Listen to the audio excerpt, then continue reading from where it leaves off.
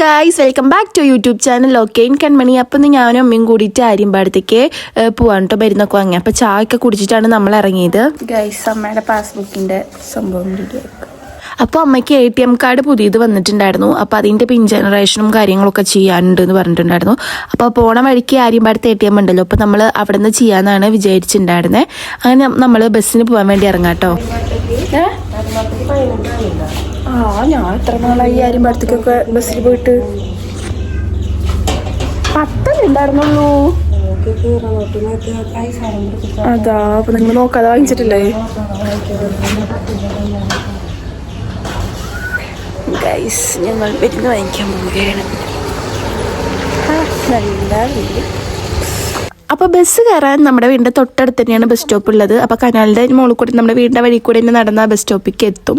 പിന്നെ ഈ ഒരു ഏരിയ ഇനി പൂരം അമ്പലയ്ക്കും നന്നായി വൃത്തിയാക്കും. പൂരും ക്രിസ്മസും ഞങ്ങളുടെ ഒരേ ഡേ ആണ്. അപ്പോൾ ഇവിടെയാണ് പുൽക്കൂടും ഇതൊക്കെ വെക്കാറ്, ഈ സ്പേസിലാണ്. അപ്പോൾ അവിടെയൊക്കെ വൃത്തിയാക്കിയിട്ടാണ് പുൽക്കൂട് ഉണ്ടാക്കാറ്. അപ്പോൾ അമ്മ ഇത് അവിടെ നിന്ന് അടുത്ത വീട്ടിലേക്ക് തന്നെ പോയി. അവിടെ അച്ഛമ്മ വിളിച്ചപ്പോൾ ഞങ്ങളോട് പോയി. പിന്നെ ഞങ്ങളുടെ ബസ് വന്നപ്പോൾ ഞങ്ങൾ ഓടി ഇറങ്ങി. കൈസാടെ വർത്താനം പറഞ്ഞ് നിന്ന്.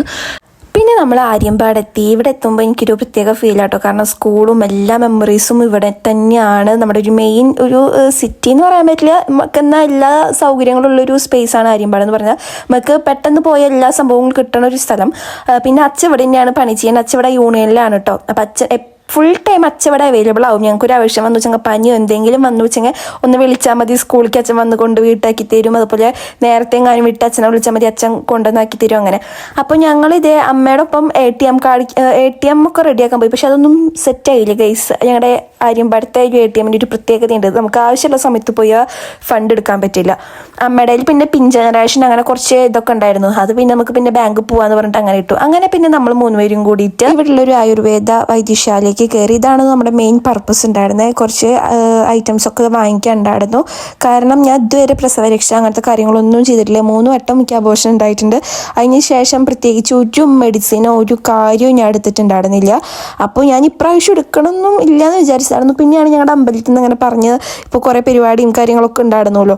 അപ്പോൾ ആ ഇതിൽ പറഞ്ഞു നന്നായിട്ട് ശരീരം ശ്രദ്ധിക്കണം അങ്ങനെയൊക്കെ പറഞ്ഞപ്പോൾ എന്തായാലും എല്ലാവരും പറഞ്ഞു അതെന്തായാലും ഈ വട്ടെങ്കിലും ചെയ്യണമെന്ന്. അങ്ങനെയാണ് സൗണ്ട് പോയി ഗൈസ്. അങ്ങനെയാണ് നമ്മൾ മെയിൻലി ഇതെന്തായാലും ഇപ്രാവശ്യം ചെയ്തേ പറ്റൂ. കാരണം 3 വട്ടമായിൽ ഇങ്ങനെ പോകുന്നു. അപ്പോൾ ശരീരത്തിലൊക്കെ ആകെ ഇപ്പം എന്താ പറയുക, ഡാമേജഡ് ആയിട്ടുള്ളൊരു ഐറ്റമായിട്ടാണ് ഞാൻ പിരിക്കുന്നത്. എപ്പോഴും എന്തെങ്കിലുമൊക്കെ ഒരു അസുഖം അങ്ങനെ എന്നൊക്കെ പറഞ്ഞിട്ട് കേട്ടോ. അപ്പോൾ ഈ പ്രാവശ്യം എന്തായാലും നമ്മൾ ഈ സംഭവം ഒന്ന് കുടിച്ച് എല്ലാം സെറ്റാക്കാമെന്ന് വിചാരിച്ചു. ഇതിന് വേണ്ടിയിട്ടാണ് ഞങ്ങൾ തിരിച്ച് തൃശ്ശൂരിലേക്ക് അമ്മയുടെ അച്ഛൻ്റെ ഒപ്പം പോന്നിട്ടുണ്ടായിരുന്നു കേട്ടോ. അത് കഴിഞ്ഞിട്ട് അമ്മ കുറച്ച് സാധനങ്ങളൊക്കെ വാങ്ങിക്കാനുണ്ടായിരുന്നു. എന്താ, നോലുമ്പാണല്ലോ. അപ്പോൾ എല്ലാ ഐറ്റവും മീനൊന്നും എനിക്ക് കഴിക്കാൻ പറ്റില്ല. അപ്പോൾ കുറച്ച് ഉള്ളാക്കി ഇഷ്ടപ്പെട്ട മറ്റേ ഗ്രീൻ ബീൻസ്, മുതിര അങ്ങനത്തെ ഒക്കെ ചെറിയ ഐറ്റംസ് അമ്മ അവിടുന്ന് വാങ്ങിച്ചു. പിന്നെ ATM പൈസ കിട്ടാത്ത കാരണം അമ്മ ഈ കടയിലത്തെ ചേച്ചിയുടെ അടുത്ത് ഇങ്ങനെ ഗൂഗിൾ പേ ചെയ്ത് തന്ന പൈസ കയ്യിൽ തരുമോ ചോദിച്ചപ്പോൾ ആ ചേച്ചി എല്ലാം അമ്മയ്ക്ക് സെറ്റാക്കി കൊടുത്തു. അടുത്ത് നമ്മൾ പോണത് പച്ചക്കറി വാങ്ങിക്കാൻ വേണ്ടിയിട്ടായിരുന്നു.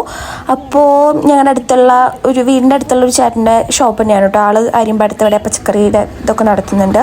അപ്പോൾ അമ്മ അങ്ങോട്ട് പോയാൽ മതി എന്ന് പറഞ്ഞിട്ട് നമ്മൾ അങ്ങോട്ട് പോയി. അപ്പോൾ അവിടെ ഞാൻ കുറേ ടൈം പോസ്റ്റായിട്ടോ. കാരണം ഇവരിങ്ങനെ അറിയുന്ന ആൾക്കാരൊക്കെ ഉണ്ട്. അമ്മ ഇങ്ങനെ സംസാരിച്ച് കുറേ നേരം നിന്നു.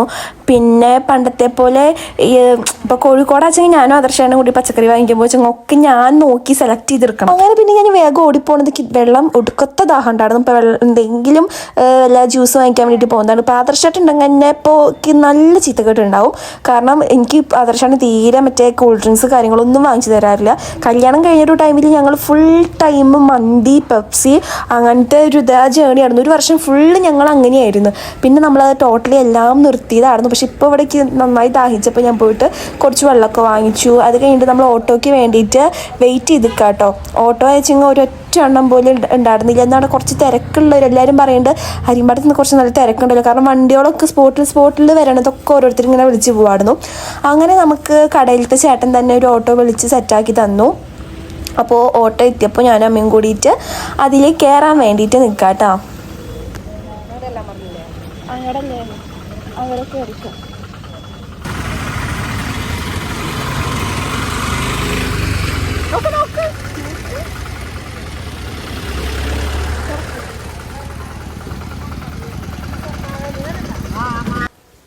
നമ്മൾ നമ്മുടെ വീടെത്തി. ഇതാണ് ഞങ്ങളുടെ അങ്കത്തിട്ട് കനാൽ പാലം. ആ പാലത്തിൻ്റെ മുകളിലോട്ട് ഇനി പോരും ആ പരിപാടിയൊക്കെ ഉണ്ടാവാം. ഞാൻ നേരത്തെ പറഞ്ഞു എന്ന് തോന്നുന്നു, എനിക്ക് ഓർമ്മയില്ല.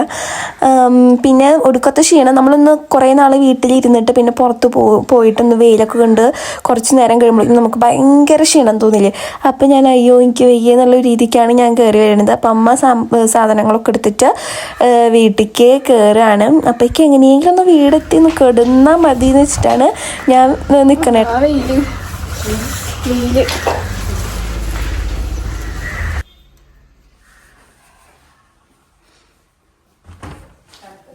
പിന്നെ ഇതൊക്കെയാണ് നമ്മൾ വാങ്ങിച്ച ഐറ്റംസ്. തെങ്ങിൻ പൂക്കുലാതി ലേഹ്യം, ഉള്ളി ലേഹ്യം. ഇത് രണ്ടും ഒരെണ്ണം രാവിലെ ഒരെണ്ണം രാത്രി അങ്ങനെയാണ് കഴിക്കുക കേട്ടോ. പിന്നെ എന്താ ദശമൂലാരിഷ്ടം, പിന്നെ ധന്വന്തരാരിഷ്ടം എന്നൊക്കെ പറയും അത്. പിന്നെ നാടികഷായം. ഇതാണെന്ന് മെയിനായിട്ട് ഞങ്ങൾ വാങ്ങിച്ചിട്ടുണ്ടായിരുന്നത്. ഒരു അബോർഷൻ കഴിഞ്ഞാൽ ഒരു പ്രസവം കഴിഞ്ഞതിന് തൊഴില്ല ഇതൊരു 3 അബോർഷനായി ആവുന്നു. ഇതുവരെ ഞാൻ ഒന്നും എടുത്തിട്ടില്ല കേട്ടോ. ഒന്നും ഇതിനെ സംബന്ധിച്ചിട്ടൊരു മൂന്നാമത്തേനെങ്കിലും കൊടുത്തില്ലെങ്കിൽ ശരിയാവില്ല. ഒരു പ്രസവം കഴിഞ്ഞതിന്റെ ഇതാണ് അത് കാരണം കൊടുക്കുന്നത്. പിന്നെ അമ്മയാണ് എനിക്ക് മരുന്നൊക്കെ എടുത്ത് തരാം കേട്ടോ. ഞാനാകുമ്പോൾ കറക്റ്റ് സമയത്ത് എടുത്ത് കുടിക്കൊന്നുമില്ല. അമ്മയാകുമ്പോൾ രാത്രിയാകുമ്പോൾ കറക്റ്റ് സമയത്ത് എത്തും. രാവിലെ ഒരു 7 മണിയാകുമ്പോൾ കറക്റ്റ് എന്നെ വിളിച്ചിട്ട് മരുന്ന് തരും ചെയ്യും കേട്ടോ. അപ്പോൾ ഞാൻ അമ്മയുടെ അടുത്തത് കർട്ടൻ്റെ ബാക്കിൽ എടുത്ത് വെക്കണേന്ന് പറയുകയാണെങ്കിൽ അപ്പോൾ ഞാൻ എല്ലാം ഇവിടെയാണെന്ന് അമ്മ കാണുന്നിടത്താണെന്ന് വെച്ചിട്ടുണ്ടായിരുന്നത്. അപ്പോൾ ഞാൻ പറഞ്ഞു ബാക്കിൽ എടുത്ത് വെച്ചോളൂ, ഞാനൊക്കെ ഒതുക്കി വെച്ചതായിരുന്നു. അപ്പോൾ നമ്മുടെ വീഡിയോ ഇത്രയേ ഉള്ളൂ. ചാച്ചാ ബൈ.